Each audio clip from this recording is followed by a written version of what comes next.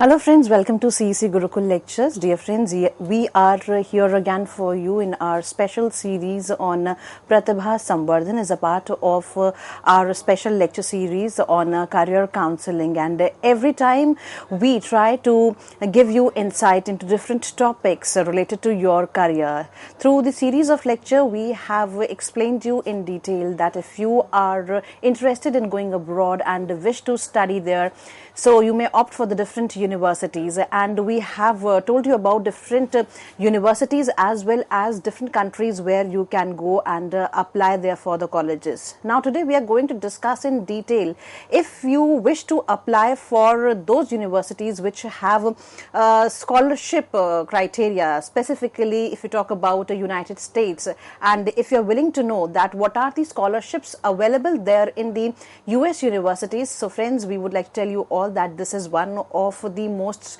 interesting session. It's going to be appeared very interesting to you, as we are going to tell you in detail what are the scholarship, what are those scholarship which are available there in US universities. So friends, for this discussion we have with us in our studios Dr. Rishi Mishra. Dr. Rishi Mishra is a career expert. He is a rehabilitation psychologist. He has a double doctorate degree both in human resource management and psychology, and I would say he is a change maker because he believes in bringing a positive change in the society by giving his thought-provoking sessions, especially to the youth. So we would like to welcome our guest Dr. Rishi Mishra once again to our studios. And sir, hello. Through you today we would like to know what are those scholarships which are available for the students in the US universities. First of all, what are scholarships? Kindly tell us about them. Yeah, yes ma'am.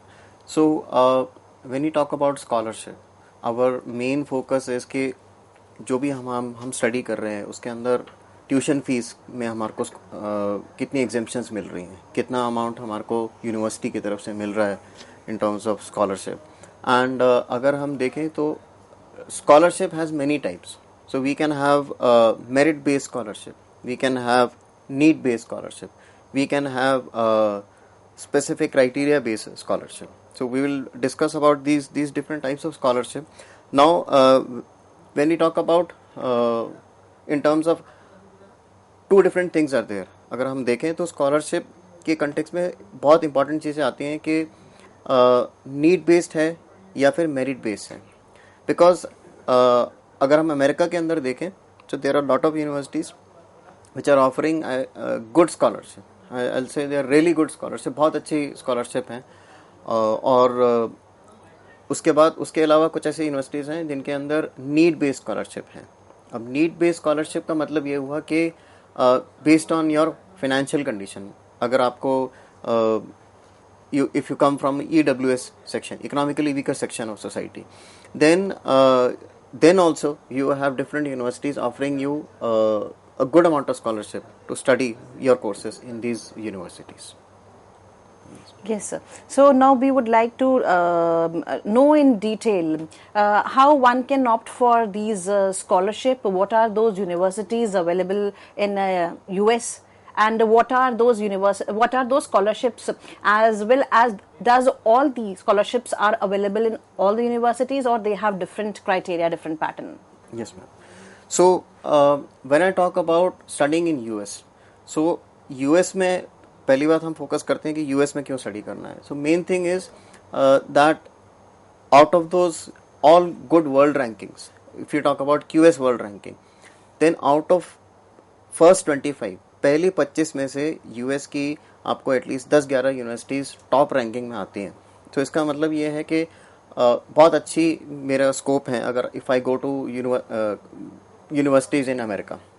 अब इसके अंदर अगर हम बात करते हैं graduation की, then you have Cornell University scholarship, जो टाटा हमारे कंट्री में जो है हमारे इंडियन स्टूडेंट्स को टाटा का कॉर्नेल के साथ टाई अप है, वो हमारे को स्कॉलरशिप ग्रांट कर रहे हैं.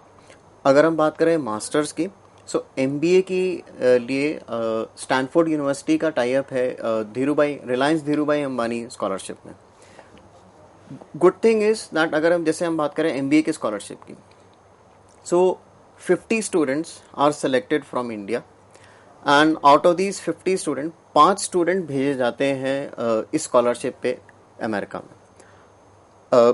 इम्पॉर्टेंट क्राइटेरिया है, जैसे अगर हम देख लें कि इसके अंदर क्या इम्पोर्टेंट क्राइटेरिया है, आपकी स्टडीज़ जो हैं वो इंडिया में हुई होनी चाहिए, यानी कि 12th आपकी या ग्रेजुएशन आपकी, for different type of scholarship. Next is कि आपको ये कमिटमेंट करनी पड़ेगी कि जब आप स्टैनफोर्ड यूनिवर्सिटी से एमबीए करके आएंगे, then you will spend at least 2 years of your job in India only, otherwise that scholarship would be taken away. और अगर हम सोचें कि कितना अमाउंट ऑफ स्कॉलरशिप मिलता है, so you will be amazed. It is around, अगर हम वहाँ की करेंसी को कन्वर्ट करें, वहाँ की करेंसी में आता है 1.25 to 1.5 लाख यूएसडी। अगर हम इसको कन्वर्ट करें तो ये आता है आपका करीब करीब 2.14 CR। सो 2.14 CR की हमारे को स्कॉलरशिप मिल रही है, and for 2 years of duration of course, and यानी कि आपके सारे सेमेस्टर्स का उसके अंदर कवर होता है। मेन थिंग इज, क्योंकि this is a good amount of scholarship and this is a good opportunity to study in Stanford University, which is in terms of world ranking, is placed in rank 3 amongst all the top universities of the country. So अब इतना amount of scholarship है, तो definitely हम क्या देखते हैं कि ये बहुत competitive है। So इस competitive structure के लिए हमें ये समझना पड़ेगा कि we have to be really good at our profile. So these universities are not only looking at your merit criteria, but in fact ये वो भी देख रहे हैं कि apart from your merit, do you have a social content, do you have social like reach or not, do you have a good idea or not. So it's a kind of overall personality जो ये universities देख रही हैं। और उसके अलावा हमारे पास बहुत सारी अलग अलग स्कॉलरशिप हैं, जिसके अंदर हम देखते हैं कि इंडियन गवर्नमेंट भी देती है हमारे को स्कॉलरशिप। उसके लिए अगर गवर्नमेंट ऑफ इंडिया के पोर्टल में हम जाते हैं, सो वहाँ पर हमारे को पूरा उसका डिटेल मिल जाता है। और इसके अलावा अगर हम देखें, सो कुछ ऐसी यूनिवर्सिटीज़ हैं, जैसे कि मैं बात करूँगा इंडियाना यूनिवर्सिटी की। इंडियाना यूनिवर्सिटी के अंदर वेल्स स्कॉलरशिप मिलती है, जो कि ग्रेजुएट कोर्सेज के लिए मिलती है। आपका पूरा वहाँ पर ग्रेजुएट कोर्सेज जो है वेल्स स्कॉलरशिप में कवर होगा। And good part of this thing is कि जो यहाँ के इस यूनिवर्सिटी के वाइस चांसलर हैं मिस्टर वेल्स, उनके नाम पे स्कॉलरशिप रखी गई है। और उन्होंने ये कहा था कि हमारे को वो स्टूडेंट चाहिए हैं जो कि ना कि सिर्फ मेरिटोरियस बेस हो, यानी कि जिनके अच्छे स्कोर्स वगैरह रहते हों, बल्कि हमें ऐसे टाइप ऑफ स्टूडेंट्स चाहिए जिनका सोशल आउटलुक हो, जिनकी एक केयर फॉर द सोसाइटी हो, जिनका एक एजेंडा हो। सो इस तरह से हम देख सकते हैं कि आपको अपना एक प्रोफाइल क्रिएट करना है आपको, और साथ साथ इस प्रोफाइल के क्रिएट करने के साथ साथ आप अपनी पर्सनालिटी डेवलप कर रहे हैं। सो इस स्कॉलरशिप के लिए अगर आप काम करते हैं, तो ना कि आप सिर्फ स्कॉलरशिप के लिए काम करते हैं, बल्कि आप अपना ओवरऑल डेवलपमेंट के बारे में बात करते हैं। उसके बाद ओहायो स्टेट यूनिवर्सिटी का एक एमिनेंस फेलोशिप प्रोग्राम है। और उसके अलावा हम देखें तो बहुत अलग अलग अच्छे स्कॉलरशिप हैं, जो कि जैसे चार्ल्स वॉलेस इंडिया ट्रस्ट है, रॉन ब्राउन स्कॉलरशिप है, and then you have other type of scholarship in which like different universities जो दे रही हैं, जैसे कि यूनिवर्सिटी ऑफ कैलिफोर्निया, ये आपको मेरिट बेस्ड स्कॉलरशिप देती है। हार्वर्ड यूनिवर्सिटी है, ये आपको नीड बेस्ड स्कॉलरशिप देती है। एंड देन कुछ यूनिवर्सिटीज़ ऐसी हैं, तो इसमें आपको देखना पड़ेगा कैलिफोर्निया यूनिवर्सिटी ये आपको किसी भी टाइप की स्कॉलरशिप नहीं दे रही है। सो फॉर इंटरनेशनल स्टूडेंट यहाँ डिस्टिंक्शन ये होता है, डोमेस्टिक स्टूडेंट के लिए कुछ और क्राइटेरिया होते हैं, इंटरनेशनल स्टूडेंट्स के लिए कुछ और क्राइटेरिया होते हैं। But I would like to say it is difficult but not uncertain, and it may be difficult but it is achievable. So अगर हम प्रॉपरली अपना इन स्कॉलरशिप को स्टडी करें, इनफैक्ट यूनिवर्सिटीज़ का एक मेल दिया हुआ है, उनका एक सेंटर है, you can directly drop a mail to these universities. वहाँ आप उनसे कांटेक्ट कर सकते हैं, वहाँ से आप उनसे पूछ सकते हैं कि what kind of students are required over there. Even आप उन यूनिवर्सिटीज़ के वेबसाइट में जाएंगे तो पास्ट में जो स्टूडेंट्स वहाँ पर एडमिट हुए हैं उनके बारे में भी एक डेप्थ डिटेल दिया हुआ होता है। सो you can also look at that. And उसके अलावा कुछ स्कॉलरशिप होती हैं कि कुछ पर्टिकुलर बेसिस पे होती हैं। यानी कि अगर जैसे हम बात करें कि एशियन वुमेन स्कॉलरशिप, वहाँ पर क्या है, all the girls from the universities over here in India also, they have a good chance to apply for that one. और जैसे कि हम कहते हैं Asian women in business fund, this is a fund which is offered to Asian students, and this is taken for the undergraduate courses.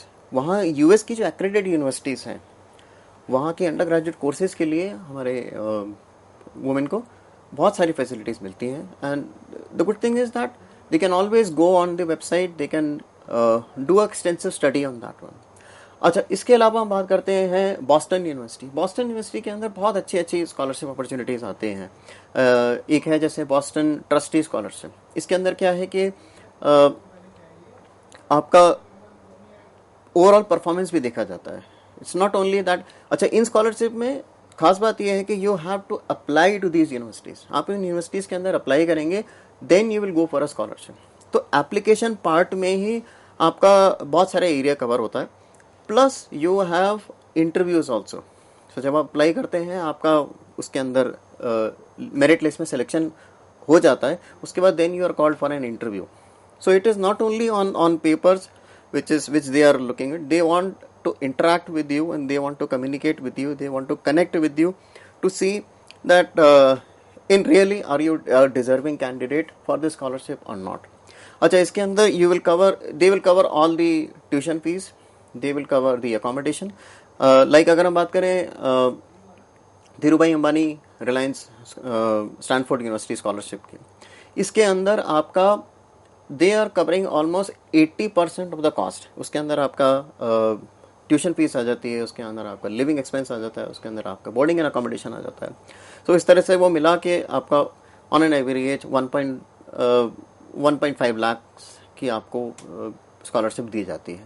And इसमें खास बात ये है कि जैसे हम बात करें BU बॉस्टन यूनिवर्सिटी स्कॉलरशिप की, इसके अंदर 2 टाइप्स की इंपॉर्टेंट है जो अगर हम देखते हैं तो trustee scholarship is one, second one is Boston university presidential scholarship. इसके अंदर क्या होता है कि आपकी फर्स्ट ईयर के अंदर आपकी जो परफॉर्मेंस है उसके बेसिस पे आपको वो मिलेगी।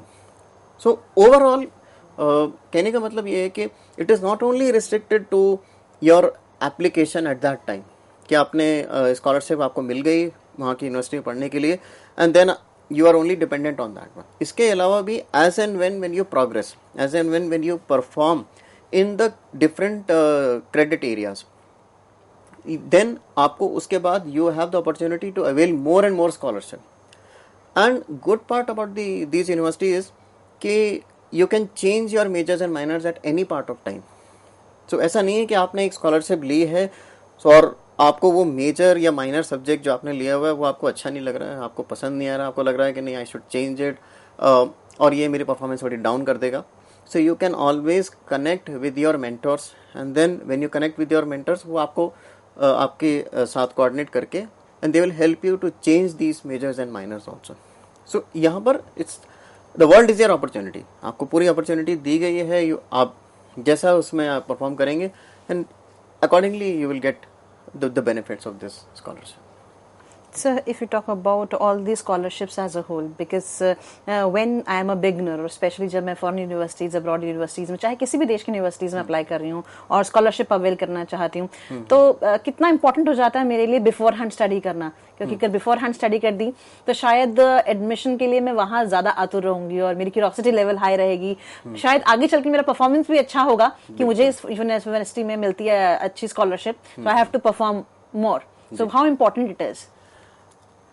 देखिए, यहाँ क्या होता है कि जैसे आपने बोला study is very much important, क्योंकि ये सिर्फ आपकी एकेडमिक स्टडी नहीं है, बल्कि जैसे हम कहते हैं कि जहाँ आपको जाना है वहाँ के बारे में जानना ज़रूरी होता है। सो आप अपना पहले तो आप एक डोमेन सेलेक्ट करें। इंजीनियरिंग में आप जाना चाहते हैं या लिबरल आर्ट्स में जाना चाहते हैं या फिर साइंसेज में जाना चाहते हैं, बायोलॉजिकल साइंसेज में जाना चाहते हैं, एक दिमाग में एक पिक्चर रखिए, क्योंकि उसके अकॉर्डिंगली ही आप अपना एक पोर्टफोलियो, एक अपना प्रोफाइल एस्टैब्लिश कर पाएंगे।